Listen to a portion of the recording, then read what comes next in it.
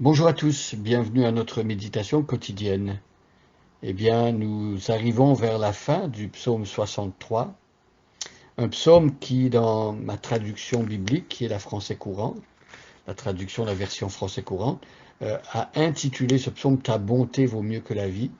Et donc David, au départ, nous explique qu'il était dans le désert de Juda, un lieu aride, et autant il avait soif physiquement, il avait besoin de boire de l'eau parce qu'il était dans le désert, et la chaleur était suffocante, autant il s'est rendu compte que son âme avait besoin d'être désaltérée régulièrement. Mes amis, nous pouvons, nous, penser que euh, voilà, il y a que des problèmes physiques ou que la vie humaine se limite à sa dimension physique et nous pouvons parfois nous imaginer qu'il n'y a pas lieu de s'occuper des questions spirituelles ou de notre âme. Mais Jésus a bien dit que donnerait un homme en échange de son âme? Que servirait-il à un homme de gagner le monde s'il perd son âme? Voyez, il faut s'occuper de son âme. Jésus même a dit, l'homme ne vivra pas de pain seulement, mais de toute parole qui sort de la bouche de Dieu. On a besoin de nourrir son âme. On a besoin régulièrement de vérifier, voir si notre âme a besoin d'être nourrie, si notre âme a besoin d'être désaltérée. David, ici dans ce psaume, nous raconte qu'il a senti cette soif spirituelle, il a voulu se désaltérer à la source qui est Dieu, et Dieu a exaucé sa prière. Je vais lire les 10 premiers versets. Aujourd'hui, nous allons nous arrêter au verset 11. Ô Dieu, tu es mon Dieu, je te cherche, j'ai soif de toi. Tout mon être soupire après toi, comme une terre aride desséchée sans eau. Dans le temple, je t'ai cherché du regard pour voir ta puissance et ta présence glorieuse, car ta bonté vaut mieux que la vie. Je proclamerai ta louange. Toute ma vie, je te remercierai en levant les mains vers toi, je dirai qui tu es. Je serai comblé comme rassasié des meilleurs morceaux. Je laisserai exploser ma joie. Je t'acclamerai. Quand je suis couché, je me souviens de toi, je pense à toi pendant les heures de la nuit. Tu es venu à mon secours, à l'abri de tes ailes, je crie ma joie. Je suis attaché à toi de tout mon être, ta main droite est mon soutien. Il y a des gens qui veulent ma mort, qu'ils aillent à un désastre soudain, qu'ils descendent au fond du monde des morts, qu'ils soient livrés à la mort violente, qu'ils deviennent la proie des chacals. Alors ici, David continue sa prière et il combat contre le mal. Il prend position contre les ennemis de Dieu. On avait vu hier qu'il souhaitait dans sa prière que ceux qui veulent s'opposer au plan de Dieu soient vaincus, soient anéantis.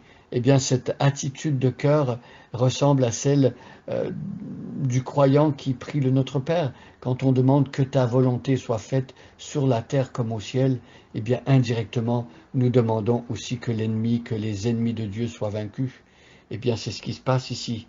On avait vu que, oui, il désirait que ceux qui prennent position, qui continuent à vouloir mettre des bâtons dans les roues des serviteurs de Dieu et de l'Église de Dieu soient vaincus. Bien sûr que cela n'exclut pas, comme on a dit hier, le fait qu'on prie pour des ennemis, le fait qu'on demande à ceux qui s'opposent qu'ils changent de cœur pour qu'ils découvrent l'amour de Dieu et qu'ils deviennent dociles et qu'ils croient finalement. Mais pour ceux qui persistent dans leur folie à vouloir s'opposer à Dieu, eh bien, David ici demande qu'ils soient anéantis. Et au verset 11, qu'ils soient livrés à la mort violente et qu'ils deviennent la proie des chacals. Et encore une fois, on voit bien ici que le roi David est clair et il désire ardemment que les plans de Dieu s'accomplissent. Pourquoi voudrions-nous que les plans de Dieu s'accomplissent? Parce que le plan de Dieu, il est parfait. Parce que ce que Dieu a décrété pour l'être humain et la volonté de Dieu, comme nous voyons dans Romains 12, l'apôtre Paul dit que la volonté de Dieu, elle est bonne, agréable et parfaite. Alors, chaque être humain dans son bon sens, euh, quand il est éclairé de la lumière de Dieu, aurait envie et devrait avoir envie que la volonté de Dieu s'accomplisse. La volonté de Dieu, c'est ce qu'il y a de meilleur pour la vie humaine, pour le monde, pour l'univers. Dieu est un Dieu de sagesse, un Dieu d'harmonie, et ce qui rend la vie difficile aujourd'hui dans le monde et sur la terre, c'est bien que le mal s'est introduit, c'est bien qu'il y a un principe de chaos, de désordre qui vient créer toutes sortes de souffrances. Et c'est de cela que le Seigneur vient nous délivrer d'abord sur le plan individuel, en entrant dans notre vie, il vient remettre de l'ordre dans notre vie, et puis aussi d'un point de vue cosmique, lorsque le Seigneur Jésus va avoir accompli tous les desseins de Dieu, il viendra créer un nouveau ciel et une nouvelle terre où la justice habitera. Il va débarrasser notre monde de tout ce qui l'afflige et de tout ce qui fait souffrir les hommes. Et le paradis, l'endroit où Dieu règne, le royaume de Dieu, le royaume éternel de Dieu, ben c'est un lieu où il n'y a plus de mal, où l'homme ne souffrira plus. Le Seigneur va essuyer toute larme des yeux de ceux qui feront partie de ce royaume.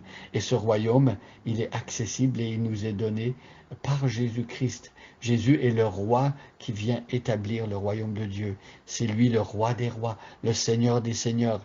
Et c'est en lui que nous pouvons retrouver sur le plan personnel comme autant dans le monde à la fin d'une manière universelle et parfaite, l'harmonie et la paix. Alors mes amis, si vous êtes encore loin de Jésus-Christ, si vous avez encore une mauvaise compréhension de qui il est, ou peut-être vous avez une ignorance totale de ce qu'il a fait pour vous, eh bien laissez-vous instruire par la parole de Dieu, ouvrez la Bible, lisez la Bible, découvrez le plan de Dieu, et vous également, comme David, vous allez désirer que le plan de Dieu s'accomplisse, parce que c'est là notre bien, et c'est là la gloire de Dieu.